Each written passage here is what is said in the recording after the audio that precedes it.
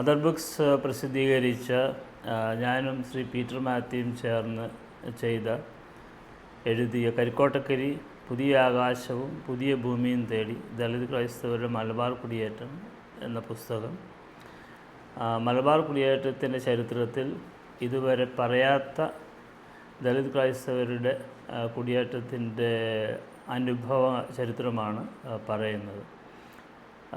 ഇതിൽ ഒരു പ്രത്യേക രീതിയിലുള്ള വിവരണത്തിൻ്റെ രീതിയാണ് നമ്മൾ പിന്തുടർന്നിരിക്കുന്നത്. ഒരു പ്രത്യേക രീതിയിൽ പറയുകയാണെങ്കിൽ വാമൊഴി ചരിത്രത്തിൻ്റെയും വംശീയ വിജ്ഞാനത്തിൻ്റെയും ഗവേഷണ മാതൃകകൾ പിന്തുടർന്നുകൊണ്ട് അനുഭവവേദ്യമായിട്ടുള്ള ചരിത്രത്തെ സാധാരണക്കാരിൽ നിന്ന് ചോദിച്ചറിയുകയും ആ ചോദിച്ചറിഞ്ഞ കാര്യങ്ങൾ അവരുടെ വിവരണ രീതിയിൽ തന്നെ അവരുടെ ഭാഷാ രീതിയിൽ തന്നെ പുസ്തകത്തിൽ ചേർക്കുകയുമാണ് ചെയ്തിട്ടുള്ളത്. പക്ഷേ അതേസമയം ഈ പുസ്തകം ഇങ്ങനെ അനുഭവവേദ്യമായിട്ടുള്ള ചരിത്ര വംശീയ വിജ്ഞാന ശാഖയുടെ മെത്തഡോളജി ഉപയോഗിച്ചാണ് ചെയ്തത് എന്ന് പറയുമ്പോൾ തന്നെയും ഈ പുസ്തകത്തിൽ പറയുന്ന കാര്യങ്ങളെയും പുസ്തകത്തെയും കോണ്ടെക്സ്റ്റലൈസ് ചെയ്യുന്നതിന് വേണ്ടി ഒരു പ്രത്യേക രീതിയിൽ അക്കാദമികമായിട്ടുള്ള സാഹചര്യത്തിൽ പ്രതിഷ്ഠിക്കുന്നതിന് വേണ്ടി ഈ പുസ്തകത്തിൽ തന്നെ പ്രശസ്ത ചരിത്രകാരനും അധ്യാപകനുമായിട്ടുള്ള പ്രൊഫസർ ഡോക്ടർ മൈക്കിൾ തരകൻ്റെ ആമുഖം ചേർത്തിട്ടുണ്ട്. അതുപോലെ തന്നെ മുൻപ് സൂചിപ്പിച്ച വാമൊഴി ചരിത്രത്തിൻ്റെയും അനുഭാവികമായിട്ടുള്ള വംശീയ വിജ്ഞാനത്തിൻ്റെയും അതോടൊപ്പം തന്നെ പൊതുവിൽ നിലനിൽക്കുന്ന ചരിത്ര സാമൂഹ്യശാസ്ത്ര വേറൊരർത്ഥത്തിൽ പറയുകയാണെങ്കിൽ വിമർശാധിഷ്ഠിത സാമൂഹ്യശാസ്ത്രത്തിൻ്റെയും ചരിത്രത്തിൻ്റെയും വൈജ്ഞാനിക ശാഖകളെ പിൻപറ്റിക്കൊണ്ടുള്ള ഒരു ആമുഖം ഞാനും എഴുതിയിട്ടുണ്ട്. ഈ പുസ്തകം ഈ രീതിയിൽ പ്രസിദ്ധീകരിക്കുന്നതിന് വേണ്ടുന്ന വളരെ വലിയ ഒരു സഹായം ചെയ്തു തന്നത് കോഴിക്കോട് അതർ ബുക്സാണ്. പ്രത്യേകിച്ചും ഓൾട്ടർനേറ്റീവായിട്ടുള്ള അതർ എന്നുള്ളതിൻ്റെ ഒരു അർത്ഥം തന്നെ ആ രീതിയിൽ നമുക്ക് വായിച്ചെടുക്കാൻ വേണ്ടി സാധിക്കും. ഓൾട്ടർനേറ്റീവ് നാരറ്റീവ്സ്, ഇത് വ്യത്യസ്തമായിട്ടുള്ള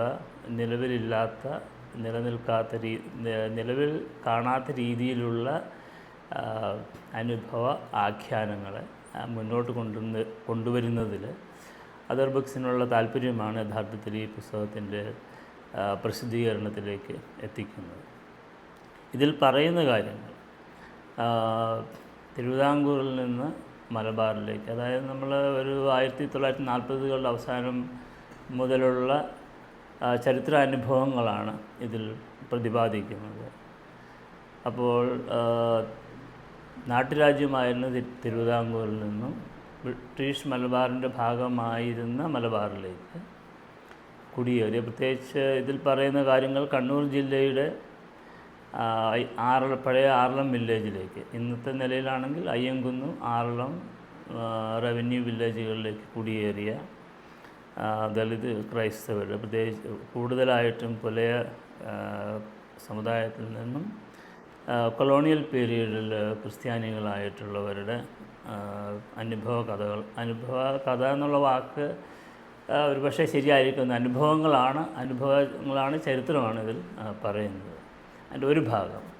രണ്ടാമത്തെ ഭാഗം എന്ന് പറയുന്നത് മലബാറിൽ എത്തിയതിന് ശേഷം, അതായത് 1940കളുടെ അവസാനം മുതൽ ഇതിൽ പറയുന്ന ആറളം അയ്യങ്കുന്ന് പ്രദേശത്തെ കരിക്കോട്ടക്കരിയും അതിനനുബന്ധ പ്രദേശങ്ങൾ കൊട്ടുകപ്പാറ, പാറക്കപ്പാറ തുടങ്ങിയ സ്ഥലങ്ങളിൽ എത്തിച്ചേർന്ന ദളിത് ക്രൈസ്തവർ എങ്ങനെ തിരുവിതാംകൂറിലെ ചരിത്രാനുഭവങ്ങളിൽ നിന്ന് വ്യത്യസ്തമായ രീതിയിൽ സാമ്പത്തിക സാമൂഹിക ജീവിതത്തിൻ്റെ മേഖലകളിലേക്ക് പടർന്നു കയറി എന്നുള്ളതാണ്. അത് പറയാൻ കാര്യം, തിരുവിതാംകൂറിൽ മിക്കവാറും ഈ പുസ്തകത്തിൽ നിങ്ങൾ വായിക്കും, ജാതി അടിമത്തത്തിൻ്റെ കാലത്ത് ഭൂമിയുടെ മേൽ ഓണർഷിപ്പ് ഇല്ലാതിരുന്നവരാണ് ഒരു വലിയ ശതമാനം ആളുകൾ ഇവിടെ എത്തിയവർ. വളരെ ചുരുങ്ങിയ ആളുകൾ മാത്രമേ അത് ഈ പുസ്തകത്തിൽ വായിക്കാം. തിരുവിതാംകൂറിൽ ആയിരിക്കുന്ന സമയത്ത് സ്വന്തമായിട്ട് ഭൂമിയുടെ മേൽ ഉടമസ്ഥാവകാശം ഉണ്ടായിരുന്നവരായിട്ടുള്ളൂ. എന്നാൽ അതേസമയം അവിടെ ഉണ്ടായിരുന്ന നാമമാത്രമായിട്ടുള്ള ഭൂമി വിൽക്കുകയും കയ്യിൽ കിട്ടാവുന്ന മറ്റു രീതിയിലുള്ള എന്താ പറയുക, നമുക്കൊരു അടിസ്ഥാനമാക്കി മാറ്റാവുന്ന സമ്പത്ത് കൂടെ കൊണ്ടുവരാൻ കഴിഞ്ഞവർ മലബാറിൽ ഞാൻ ഈ പറഞ്ഞ സ്ഥലങ്ങളിൽ, അയ്യങ്കുന്ന് വില്ലേജിലെ സ്ഥലങ്ങളിൽ കുറച്ചൊക്കെ കൃഷിഭൂമി വാങ്ങാനായിട്ട് സാധിച്ചു. ബാക്കി അല്ലാത്തവർ അവിടെ എത്തിയതിന് ശേഷം, കാരണം ഈ 1930കളുടെ അവസാനം 40കളുടെ ആദ്യമൊക്കെ അവിടേക്ക് കോട്ടയം ജില്ലയുടെ വിവിധ പ്രദേശങ്ങളിൽ നിന്ന് സുറിയാനി ക്രൈസ്തവരായിട്ടുള്ള സീറോ മലബാർ സഭയിൽപ്പെട്ട ആളുകൾ കുടിയേറുന്നുണ്ടായിരുന്നു. അപ്പോൾ അവരുടെ പറമ്പുകളിൽ വീടുകൾ, കുടിലുകൾ വെച്ച് കെട്ടി താമസിക്കുക, അവരുടെ പെർമിഷനോടുകൂടി താമസിക്കുകയും അവർക്ക് വേണ്ടി ജോലി ചെയ്തിട്ട് അങ്ങനെ അവർക്ക് സമ്പാദിക്കാൻ കഴിഞ്ഞ കൂലിയും, അതുപോലെ തന്നെ ആ കാലത്ത് ഭൂമി മലബാർ ഭാഷയിൽ പറഞ്ഞാൽ പാട്ടത്തിനോ വാരത്തിനോ ഭൂമി എടുത്ത് വാർഷിക വിളകൾ കൃഷി ചെയ്യുകയും അങ്ങനെ ആ വാർഷിക വിളകൾ വിറ്റ് കിട്ടുന്ന കാശ് സ്വരൂപിച്ച്, ആ പണം സ്വരൂപിച്ചുകൊണ്ട്, അതുപോലെ തന്നെ കൂലിപ്പണിയെടുത്തുണ്ടാകുന്ന പൈസയും സ്വരൂപിച്ചുകൊണ്ട് ചെറിയ രീതിയിൽ ഭൂമി വാങ്ങുന്നതിന് കഴിയുകയും ചെയ്തു. അപ്പം നമ്മളവിടെ കാണുന്നത് തിരുവിതാംകൂറിൽ നാമമാത്ര കർഷകരെ പോലും അല്ലാതിരുന്നവർ, മിക്കവാറും കർഷക തൊഴിലാളികളായി ജാതി അടിമ വ്യവസ്ഥയുടെ ഭാഗമായിരുന്നവർ മലബാറിലെത്തിയിട്ട് ചെറിയ തോതിലുള്ള ഭൂ ഉടമസ്ഥരായി മാറുകയും കർഷകരുടെ അന്തസ്സിലേക്ക് പ്രവേശിക്കുകയും ചെയ്യുന്ന ഒരു ചരിത്രം. അത് നടക്കുന്നത് ഈ 1940കളുടെ അവസാനം 50കളുടെ ആദ്യമാണ്. അപ്പോൾ ആ സമയത്ത് ഈ പറഞ്ഞ സാമൂഹ്യ വിഭാഗങ്ങൾ തമ്മിൽ, അതായത് ദളിത് ക്രൈസ്തവർ, അതുപോലെ തന്നെ സുറിയാനി ക്രിസ്ത്യാനികളുമായിട്ടോ ജാതി സംഘർഷങ്ങൾ നമ്മൾ കാണുന്നില്ല.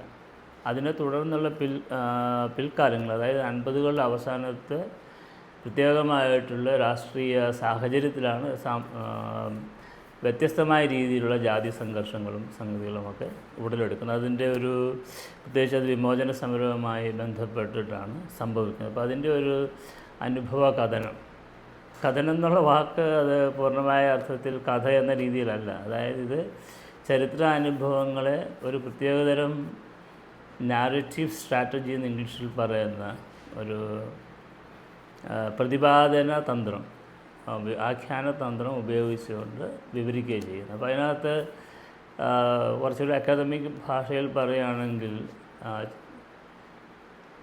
ചരിത്രത്തെ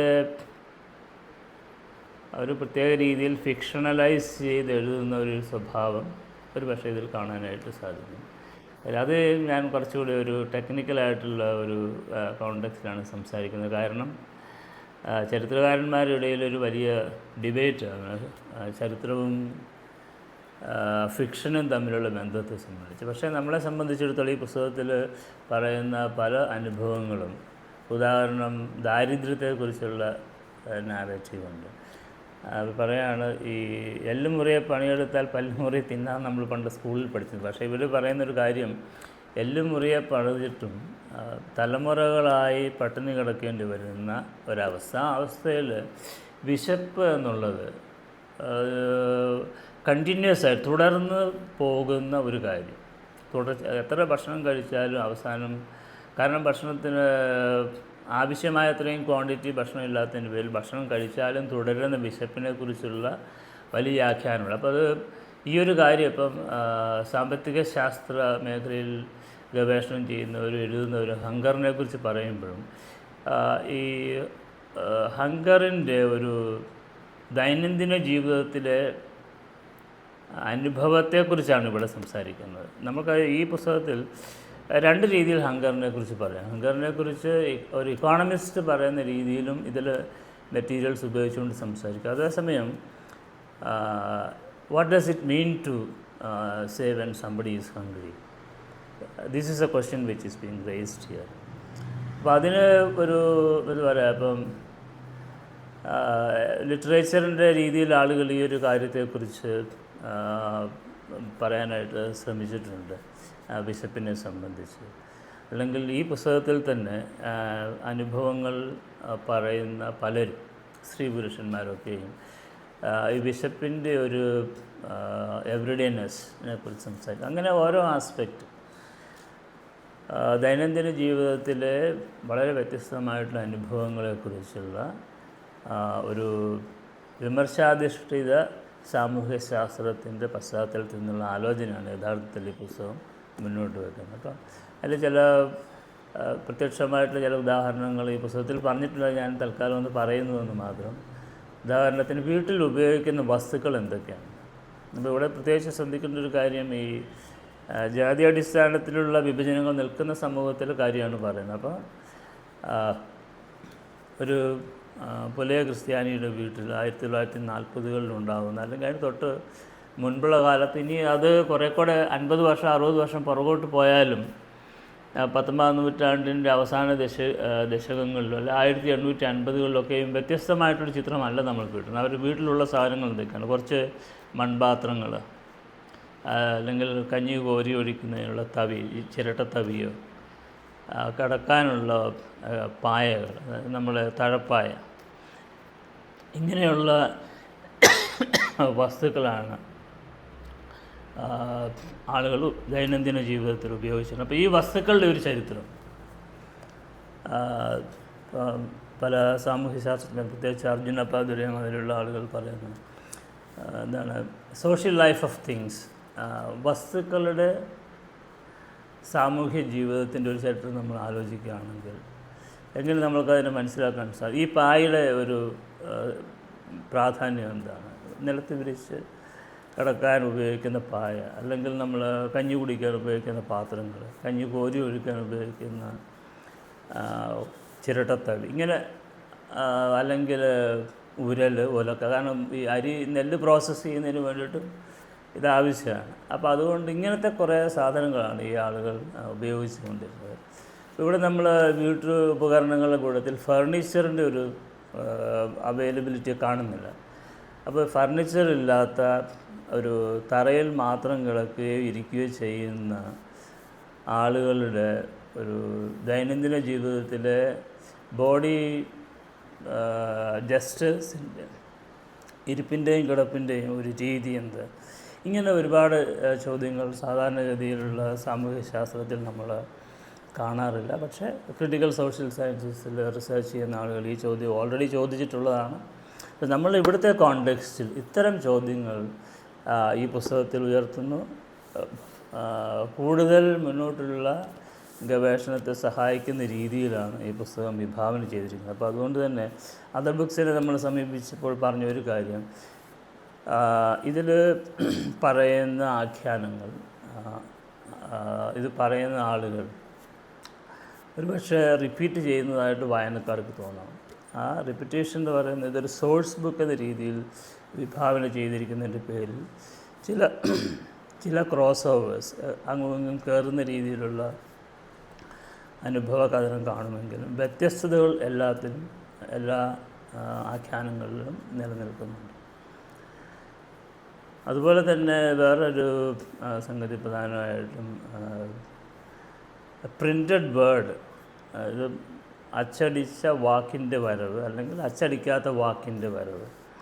അപ്പോൾ അത് വേർഡുമായിട്ടുള്ള ബന്ധം, ഈ വേർഡുമായിട്ടുള്ള ബന്ധം വായനയിലൂടെയും ഈ പറയുന്ന ദളിത് ക്രൈസ്തവരുടെ കോണ്ടെക്സ്റ്റിൽ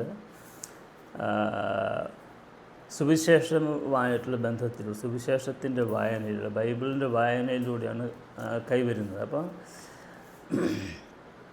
പ്രിൻ്റഡ് വേർഡുമായിട്ട് ആളുകളുടെ ബന്ധം എങ്ങനെ, പുസ്തകങ്ങളുമായിട്ടുള്ള ബന്ധം എങ്ങനെ, പിന്നെ ഇതുപോലെ തന്നെ ഒരുപാട് സംഗതികൾ അതിന് പറയാനുണ്ട്. വേറൊരു പ്രധാനപ്പെട്ട സംഗതി കുട്ടിക്കാലത്തെക്കുറിച്ചുള്ള ചില ഒബ്സർവേഷൻസാണ്. അതിൽ ഈ പുസ്തകത്തിൽ ആഖ്യാനം നടത്തിയിട്ടുള്ള ഒരാൾ പറയുന്നത്, പുലയ കുട്ടികളെ സംബന്ധിച്ചിടത്തോളം കുട്ടിക്കാലമെന്ന് ഒന്നില്ല, അല്ലെ പുലയരെ സംബന്ധിച്ചിടത്തോളം നേരെ മറിച്ച് അധ്വാന കാലം മാത്രമേ ഉള്ളൂ. അപ്പോൾ ഇന്ന് നമുക്കറിയാം കുട്ടിക്കാലത്തെക്കുറിച്ച് വളരെ സ്പെസിഫിക്കായിട്ട് ഗവേഷണം നടത്തുകയും പുസ്തകങ്ങൾ പബ്ലിഷ് ചെയ്യുകയും ചെയ്തിട്ടുള്ള സ്കോളേഴ്സുണ്ട്.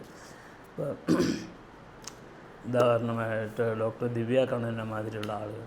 അപ്പോൾ ഒക്കെ ഓൾറെഡി വളരെ ശ്രദ്ധേയമായ പഠനങ്ങൾ ഈ മേഖലയിൽ വന്നിട്ടുണ്ട്. അപ്പം നമ്മളിവിടെ മുന്നോട്ട് വെക്കുന്ന ഈ പുസ്തകത്തിൽ 5 വയസ്സാകുമ്പോൾ മുതൽ കൂലിപ്പണിക്ക് തങ്ങളാൽ കഴിയുന്ന രീതിയിലുള്ള പണി ഈ ലാൻഡ് ലോഡ്സിൻ്റെ പറമ്പിലും അവരുടെ തൊഴുത്തിലും കാര്യം മേയ്ക്കുന്നതിലും ചെയ്യുന്ന കുട്ടികളെക്കുറിച്ചാണ് നമ്മൾ കാണുന്നത്. അപ്പോൾ അവർക്ക് എന്താണ് കുട്ടിക്കാലം, what is childhood, how do we explain that, you know.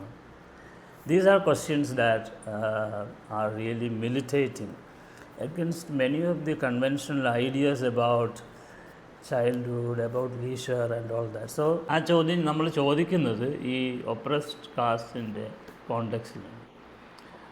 അതിനെ സംബന്ധിച്ചിടത്തോളം മതവ്യത്യാസങ്ങളില്ല. ഹിന്ദു എന്നോ ക്രിസ്ത്യാനി എന്നോ മുസ്ലിം എന്നൊന്നുമില്ല. ഒപ്രസ്ഡ് കാസ്റ്റിനെ സംബന്ധിച്ചിടത്തോളം അവരുടെ സമൂഹത്തിലെ കുട്ടികൾ ഈ ഞാൻ പറയുന്നത് പോലെ, ഈ പുസ്തകത്തിൽ വായിക്കുന്നത് പോലെ, ഒരു 5 വയസ്സുള്ളപ്പോൾ മുതൽ മുതലാളിയുടെ തൊഴുത്തിൽ ചാണകം വാരാൻ ഒക്കെ പോകുന്ന ഒരു അനുഭവമാണ് ഹിസ്റ്റോറിക്കലായിട്ട് നമ്മൾക്കുള്ളത്. അപ്പോൾ അതിൽ ഈ പുസ്തകത്തിൽ അനുഭവം പറയുന്ന ഒരാൾ, ആഖ്യാനം ചെയ്യുന്ന ഒരാൾ പറയുന്ന ഒരു വാക്ക് തന്നെ, ഒരു സെൻറ്റൻസ് ഉണ്ട്. പുലയ കുട്ടികൾക്ക് ബാല്യം എന്നുള്ളതൊന്നുമില്ല, ബാല്യകാലം, അധ്വാനകാലം മാത്രം അത്. അപ്പം ഈ മനുഷ്യ അധ്വാനത്തെക്കുറിച്ചുള്ള ഒരു വ്യത്യസ്തമായിട്ടുള്ളൊരു കാഴ്ചപ്പാട് ഈ പുസ്തകം മുന്നോട്ട് വയ്ക്കുകയാണ് ഇവിടെ. അതുപോലെ തന്നെ കുട്ടിക്കാലത്തെക്കുറിച്ച്. അപ്പോൾ ഇങ്ങനെ വിമർശാധിഷ്ഠിതമായിട്ടുള്ള സാമൂഹ്യശാസ്ത്രവും ചരിത്രവും പഠിക്കുന്നതിന് വളരെ പ്രധാനപ്പെട്ട ഒരു സ്രോതസ്സായിട്ട് മാറുന്ന രീതിയിലാണ് ഈ പുസ്തകം വിഭാവന ചെയ്തിരിക്കുന്നത്. Thank you very much.